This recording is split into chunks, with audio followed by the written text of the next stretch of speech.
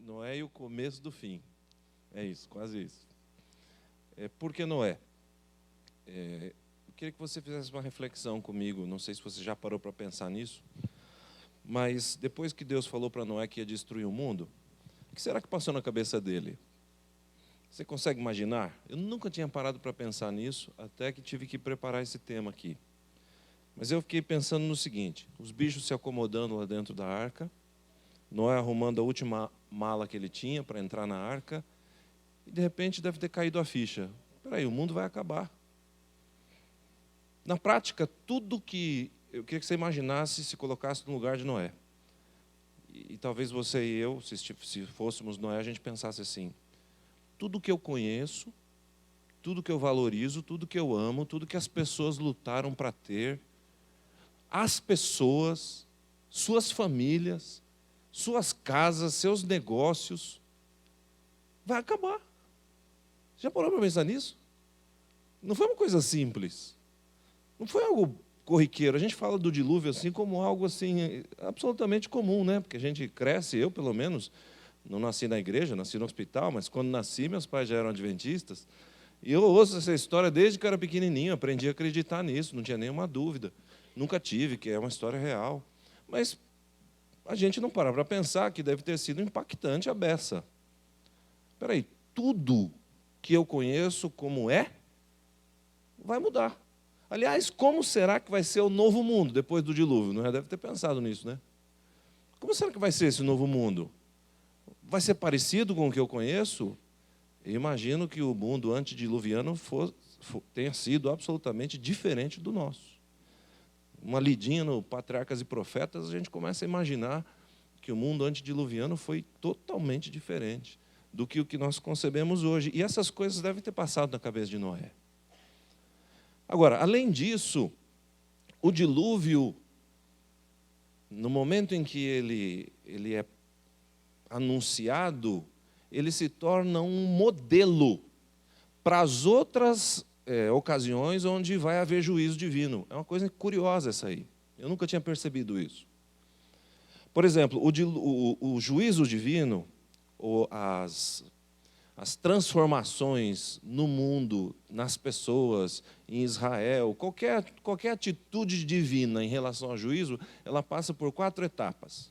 Não é difícil de lembrar: declínio da humanidade, proclamação do juízo, o juízo em si e o resultado do juízo.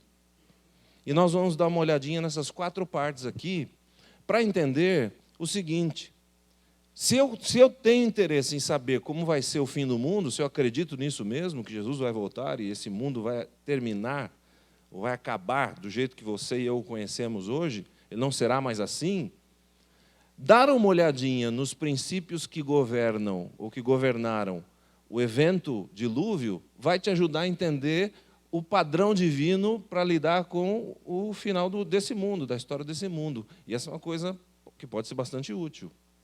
Então, são 4 passos. Pensando nisso, esse é o nosso exercício hoje. A gente vai olhar para o dilúvio e vai tentar imaginar como será o fim do mundo que a gente espera. Declínio da humanidade, proclamação do juízo, o juízo em si e o resultado. Primeiro é o declínio, Gênesis 6, os versos 5 a 13. Se você tem a Bíblia aí, hoje eu não vou projetar, você vai ter que ler aí. Se a gente tiver alguém alfabetizado e quiser sentar perto, né? Se quiser sentar perto dessa pessoa. Gênesis 6, de 5 a 13. Eu vou ler na Nova Almeida Atualizada, que é uma outra tradução que chegou aí não faz muito tempo e é bem interessante, bem bacana. Nova Almeida Atualizada, Gênesis 6, de 5 a 13. E aí você fica com a Bíblia aberta que a gente vai navegar um pouquinho aí entre Gênesis 6, 7 e 8. Então vamos lá, Gênesis 6, 5. O Senhor viu que a maldade das pessoas havia se multiplicado na terra e que todo o desígnio do coração delas era continuamente mau. Então o Senhor ficou triste por haver feito o ser humano na terra, e isso lhe pesou no coração. O Senhor disse: farei desaparecer da face da terra o ser humano que criei. Destruirei não apenas as pessoas, mas também os animais, os seres que rastejam e as aves dos céus. porque estou triste por havê-los feito. Porém, Noé encontrou favor aos olhos do Senhor. São estas as gerações de Noé. Noé era um homem justo e íntegro entre os seus contemporâneos. Noé andava com Deus. Noé gerou 3 filhos, Sem, Cã e Jafé. A terra estava corrompida à vista de Deus e cheia de violência. Deus olhou para a terra e eis que estava corrompida, porque todos os seres vivos haviam corrompido o seu caminho na terra. Então, disse Deus a Noé: resolvi acabar com todos os seres humanos, porque a terra está cheia de violência por causa deles. Eis que os destruirei juntamente com a terra. Bom, reflita comigo que Noé, antes do anúncio divino, ele tinha uma noção, assim como você e eu temos uma noção da maldade que domina o mundo, certo? Mas a gente não sabe nem 1/10 da história. Concorda comigo? Vou tentar ilustrar. Quando eu cheguei aqui no Riacho, 2010, alguns devem se lembrar, eu vim aqui fazer uma visita uma noite, e indo para casa, ali no final da Anchieta, Heliópolis, alguém pôs uma arma na minha cabeça e levou meu carro. Depois nós fomos procurar o carro, é uma longa história. Eu fiquei lá na favela, ali em Heliópolis, na comunidade, seja lá como você quiser chamar, durante um bom tempo. Achamos o carro, eu tive que esperar o policial chegar ali e tal, e ali você vê bastante coisa diferente. Se você nunca passou por isso, você não tem ideia do que acontece num lugar desse. Mas até que não foi uma experiência tão traumática. Um amigo meu passou por um sequestro relâmpago no NASP, ali perto do NASP, e ele ficou horas, aliás, uma noite inteira, dentro de um quadradinho de madeira que eles usavam de banheiro. E ali ele não via, mas ele ouvia o que se passava, enquanto eles deixavam ele ali e andavam com o carro e com o cartão de crédito dele, de débito, sei lá. Ele passou a noite ali esperando a turma gastar o que eles podiam gastar. E ele ouviu bastante coisa, ele ficou meses traumatizado, ele não conseguia ir ao banheiro, porque ele passou a noite naquele banheiro. Não conseguia entrar no banheiro. Ele me contou algumas coisas que não dá para repetir aqui. Naquele dia eu percebi que a gente não sabe 1/100 do que há de maldade nesse mundo. Você começa a imaginar os bastidores da guerra da Síria. O que acontece ali? Estupro, violência, tudo. O que você imagina que acontece nos bastidores de uma guerra? A gente não vê. A gente não sabe 1/10. Por isso que quando alguém, que aparentemente deveria ser uma boa pessoa, quando esse declínio da humanidade, por exemplo, chega na igreja e alguém que está sempre aqui à frente faz uma grande bobagem, a gente se assusta. Porque a gente não vê a maldade no coração das pessoas, mas Deus vê. Concorda comigo? Noé sabia de toda a maldade que havia no mundo? Não. Você e eu também não sabemos. Então, onde eu quero chegar com isso? Quando Deus proclama um juízo, é porque Ele tem o quadro completo. E a gente não tem. E por Ele ter o quadro completo, se revela no Gênesis, dê uma olhadinha aí, Gênesis 6:6, diz assim: então o Senhor ficou triste por haver feito o ser humano na terra, e isso lhe pesou no coração. Por que isso pesou no coração de Deus? Porque Ele tem um quadro completo, aliás, completíssimo, de toda a maldade do ser humano. Então, onde quero chegar? Quando Deus proclama um juízo, é porque o declínio da humanidade chegou no seu limite. E às vezes a gente pensa, como um Deus de amor vai trazer tal juízo sobre a humanidade, a gente tenta achar uma maneira de amenizar isso. Não tem que amenizar, não. Porque quando Deus define um juízo, é porque a humanidade está num momento de declínio tal, e Ele sabe que é o momento de se exercer o juízo. A gente não tem condições de julgar a Deus. E também não tem condições de dizer que Ele está demorando muito. Sabe, eu quando menino, adolescente, ouvia na igreja da Vila Ré, na Zona Leste de São Paulo, me lembro como se fosse hoje. Eu era um menino bem crente, não parece, mas eu era. E eu gostava de ouvir gente pregar assim, gente animada a pregar, e lembro que um cidadão lá dizia, de vez em quando ele dizia: Deus vai ter que pedir desculpas para Sodoma e Gomorra se o mundo não acabar tão cedo e tal. Que pedir desculpa a Sodoma e Gomorra? Deus proclama o juízo quando Ele acha que tem que proclamar. Se não chegou a hora desse mundo ainda, é porque não chegou. porque ele sabe o quadro completo. Eu não tenho direito de dizer que Deus está sendo maldoso, tirano ao promover o juízo, e nem tenho direito de dizer que ele está demorando demais, porque eu não tenho o quadro completo, mas ele tem. Então, primeiro ponto que a gente precisa prestar atenção, que houve no dilúvio e haverá no fim deste planeta, da história desse planeta. Quando o momento chega do juízo, é porque o declínio da humanidade chegou no seu limite. Segundo ponto, a proclamação do juízo. Gênesis capítulo 6, os versos 12 e 13. Dê uma olhadinha lá.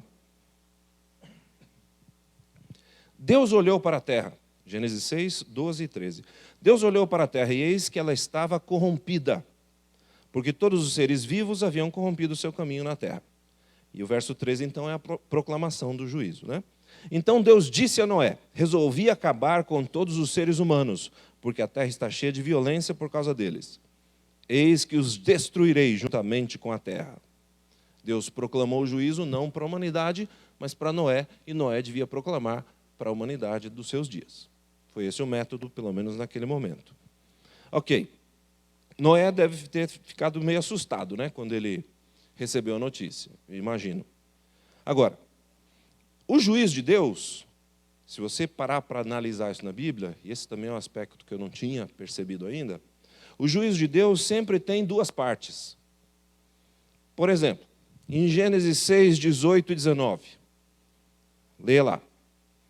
Mas com você estabelecerei a minha aliança. Ele está falando com Noé, né? E você entrará na arca, você e seus filhos, sua mulher, suas mulheres e as mulheres dos seus filhos. De todos os seres vivos, você fará entrar na arca 2 de cada espécie, macho e fêmea, para conservá-los vivos com você. Quando Deus anuncia um juízo, Ele sempre anuncia uma maneira de escapar do juízo. No caso do dilúvio, qual era a maneira de escapar? A arca. No caso do nosso fim do mundo, qual a maneira de escapar? Jesus Cristo. Não tem outro jeito. Não tem o que fazer. Agora, quando Noé recebe a missão de dizer isso para o mundo, uma outra coisa curiosa e importante da gente entender, a gente que é adventista do sétimo dia, se diz o remanescente, é bom entender isso aqui. Gênesis 7, 23, dá uma virada na página aí. Vamos ver o papel de Noé no esquema da proclamação do juízo. Qual era o papel de Noé? Gênesis 7, 23. Assim foram exterminados todos os seres que havia sobre a face da terra. As pessoas e os animais, os seres que rastejam e as aves dos céus foram extintos na terra. Ficou somente Noé e com os que com ele estavam na arca. Eu não sei como é a sua tradução. A minha diz assim, ficou somente Noé. Algumas dizem, restou. Alguém tem alguma palavra diferente? Mais curiosa?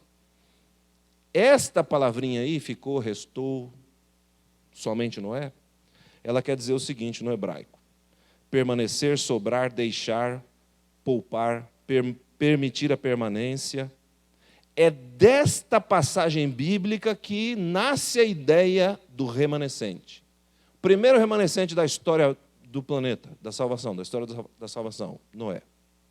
Foi ele que ficou, restou, sobrou, depois do juízo. Então, o primeiro papel de Noé era proclamar o juízo. E olha que coisa curiosa, quem proclamava o juízo era o remanescente. Era quem sobrava. De alguma forma, eu percebo que todo momento em que Deus vai estabelecer os seus juízos ao longo da história bíblica, e essa aqui é a primeira vez que isso acontece, aqueles que estão envolvidos o suficiente emocionalmente, mentalmente, aqueles que estão engajados. Quando eu ouço esse hino que a turma canta aqui toda noite, bonito a beça, esse entrega, toma meus bens, como é que é a letra? Meu pensamento, meus dons. Eu fico pensando, cara, é isso que Deus queria de Noé. Ele queria tudo. Por quê? Porque quando você está engajado desta maneira nessa mensagem, você está pronto para ser remanescente. Senão vai dar ruim, que nem deu com Cã, com o filho de Noé, que não era remanescente. Nós vamos ver isso daqui a pouco. Então Noé foi o primeiro remanescente. Se você leva essa história de adventismo a sério, se a gente leva, né? Porque eu também tenho que me incluir, nós seremos os proclamadores da segunda vinda. Eu sei que incomoda, é estranho, a gente tem medo de ser zombado, eu também fico, às vezes, envergonhado, com medo de parecer ridículo, não é? Jesus vai voltar e tal, mas não é essa a solução. A gente tem que proclamar. E quem proclamar, quem proclama normalmente é o remanescente. Quem não está nem aí para esse negócio, fica escondidinho, esperando a coisa acontecer. Bom, terceiro passo, nós já vimos o declínio da humanidade, a proclamação do juízo, e agora o juízo em si. O juízo em si é um negócio curioso. O juízo executivo, ele foi, de fato, o dilúvio. Mas Deus só pôde dar a cada um segundo as suas obras, no dilúvio, porque antes ele já tinha feito um juízo investigativo. Veja lá, Gênesis 6, verso 9. Gênesis 6, 9. São essas as gerações de Noé. Noé era um homem justo e íntegro entre os seus companheiros, entre os seus contemporâneos. Noé andava com Deus. Gênesis 7, 1. O Senhor disse a Noé: entre na arca, você e toda a sua família, porque reconheço que você tem sido justo diante de mim, no meio dessa geração. Deus já tinha feito o quê? Uma investigação. E quem sobrou para ser o remanescente? Noé. O resto não. Deus até pediu para Noé proclamar: entrem na arca. Mas eu imagino que Deus já sabia o resultado, né? Quem não sabia era o Noé e a sua família. E a gente. Até ler a história. Mas antes do juízo executivo vem um juízo investigativo. E isso é importante entender para o fim do mundo que a gente espera também. O juízo investigativo já começou em 1844 lá. Foi o tema de sábado, né? Eles esperavam que fosse a volta de Jesus, era o início do juízo investigativo. Vamos ver o que está acontecendo no planeta, quem é bode, quem é ovelha. Agora, uma outra coisa bastante importante a respeito do juízo de Deus, que você vê em quase todos os eventos onde Deus proclama juízo. O juízo sempre é duplo, como eu disse. Vamos pensar, por exemplo, em Adão e Eva. Adão e Eva, antes de serem expulsos do paraíso, o que Deus fez para eles? Para eles enfrentarem um clima não tão convidativo e agradável como o do Éden. No Éden era tudo maravilha, mas fora do Éden não ia ser tudo maravilha. Eles iam ter que plantar, tirar espinho, tirar cardo, possivelmente a temperatura não ia ser tão perfeita. O que Deus deu a eles antes deles saírem do paraíso? Roupas de peles. O saudoso pastor Bulhão dizia, né? Quanto tempo dura roupa de figueira, né? Dura nada. Aí Deus fez roupa de peles para ele. Eu gostava do jeito dele. E roupa de pele não só dura mais, mas foi, se você olhar por esse prisma, foi uma proteção. Sabe aquela história de o cara bate e depois assopra? Deus, ele assopra, depois bate. Ele dá a roupinha de pele para o casal e diz: agora vocês não podem mais ficar no paraíso, mas eu vou cuidar de vocês. O juízo sempre tem um caráter duplo. Caim foi banido da terra. Deus disse: agora você vai andar errante por aí. Caim ficou chateado com a história, né? Ficou com medo. Falou: não, vão me matar se eu andar por aí. Aí Deus fez o quê? Pôs nele um sinal para que ninguém o matasse. Antes de Caim sair como errante, ele recebeu um sinal divino para ninguém tocar nele. O juízo sempre é duplo. Se você prestar atenção ao ler a Bíblia, vai perceber isso. Sempre há uma maneira de escape, sempre há um jeito de você suportar as condições difíceis que envolvem o juízo, porque elas esbarram também nos filhos de Deus, né, as condições difíceis. Então, isso é importante para a gente entender como Deus vai tratar a humanidade até chegar o momento da destruição desse mundo. Sempre Ele dá um consolo, um alerta, uma maneira da gente se preparar, para a gente aguentar aquilo que virá. Enfim, depois do declínio, depois da proclamação, depois do juízo em si, vem um resultado. O resultado do juízo, do dilúvio, foi o quê? Um novo mundo, uma nova criação. Deus preservou os seres humanos, que iam começar a raça humana de novo. Deus preservou os animais, que iam de novo começar todo o ecossistema. Ou seja, ia começar tudo de novo. Um planeta, não digo novo em folha, né, meio recalchutado, né, porque depois de enchente, você imagina como é que está aquilo. É um negócio recalchutado. Não é novo como o Apocalipse 21, por exemplo, onde vi novos céus e nova terra. Ali é zerado, é 0 quilômetro. Aqui não, aqui nesse juízo divino do dilúvio, era uma nova criação, mas recalchutada, reaproveitada, não é? Reciclada. Então, Gênesis 9:7. Nós vemos uma semelhança entre o que Deus fez com Adão e Eva, Deus fez com a família de Noé. No resultado do juízo, na nova criação, na nova terra que aquela família ia enfrentar. E é simples a mensagem. A primeira mensagem é, Gênesis 9:7. Sejam fecundos, multipliquem-se, povoem a terra e multipliquem-se sobre ela. Não foi a mesma coisa que ele disse para Adão e Eva? Essa é uma outra coisa que você vai perceber durante essa semana. Em cada momento em que há um elemento de juízo e renovação, de fim dos tempos e uma nova era começando, Deus trata os remanescentes como tratou Adão e Eva. Isso é uma coisa curiosa. Noé foi um novo Adão.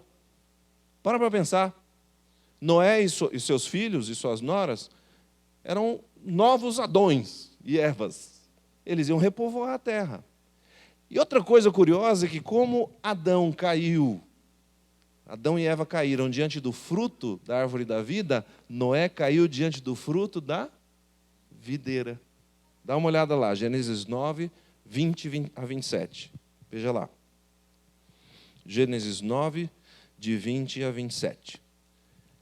Sendo Noé agricultor, passou a plantar uma vinha. Bebendo do vinho, embriagou-se e ficou nu dentro de sua tenda. Cã, pai de Canaã, vendo a nudez do seu pai, foi contar isso aos seus 2 irmãos, que estavam do lado de fora. Então, Sem e Jafé pegaram uma capa, puseram-na sobre os seus próprios ombros e, andando de costas com os rostos desviados, cobriram a nudez do pai sem que a vissem. Quando Noé despertou do seu vinho, soube o que o seu filho mais moço havia feito. Então disse, maldito seja Canaã, seja servo dos servos para com os seus irmãos.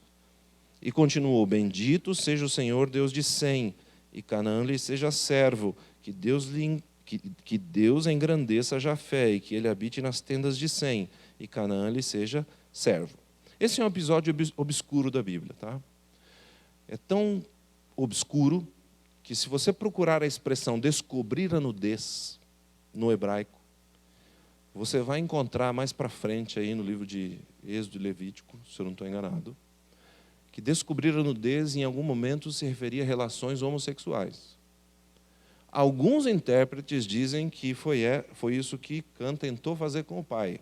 Eu não acredito, assim, pessoalmente nisso. Eu acho que ele simplesmente zombou do corpo do pai, ou coisa parecida, que já era bastante depravação, né? Já é bastante falta de respeito.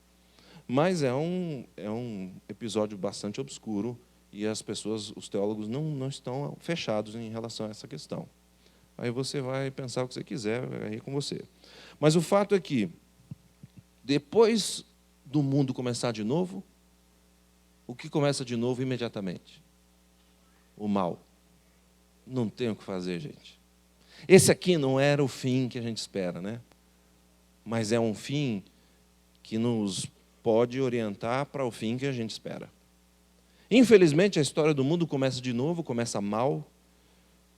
O dilúvio não era o fim final, mas era o começo do fim. O primeiro fim do mundo de que se tem notícia na história da humanidade. Que serve para a gente ficar alerta. Por quê? Porque se a gente diz que está esperando o fim do mundo e a segunda vinda, a gente tem que estar consciente de que a gente está ou tem que se relacionar com o declínio da humanidade. Agora, o que mais me preocupa não é o declínio da humanidade no lugar onde o meu amigo ficou preso lá, a noite inteira. Não é o declínio da humanidade em Heliópolis, onde eu passei a noite lá. O Silvestre, pai da Kelly, teve que ir lá me buscar. Não é esse o declínio da humanidade que me preocupa. O que me preocupa é o nosso papel no declínio da humanidade, o quão deteriorado você está do plano ideal de Deus. Isso, quando eu começo a me analisar, isso me apavora um pouco. O quanto nós estamos, eu, Denis, estou... Você já fez essa reflexão? Como é que foi meu dia hoje? Faz hoje, ao chegar em casa. O que eu fiz hoje? Em relação ao que eu acredito ou o que eu deixo de acreditar? Como o declínio da humanidade tem atingido a minha vida, a minha experiência, eu, como Denis, ser humano. Não estou dizendo pastor da igreja, eu, ser humano, crente. É isso que me preocupa. Segunda coisa, a gente, além de conviver com o declínio da humanidade, a gente experimenta isso na nossa vida, na nossa mente, no nosso corpo, nas nossas emoções. Além disso, nós estamos sendo os proclamadores do juízo? Ou não? Se não estamos, por que não? Terceira coisa, Jesus Cristo vai vir julgar o mundo. O resultado é um reino eterno. E é dele que nós dizemos que queremos fazer parte.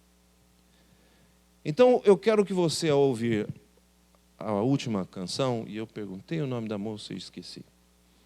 Mas é a Ruivinha que canta bonito, né?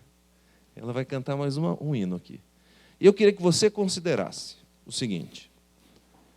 Diante do declínio da humanidade, enquanto você ouve o hino, onde eu estou nesse programa?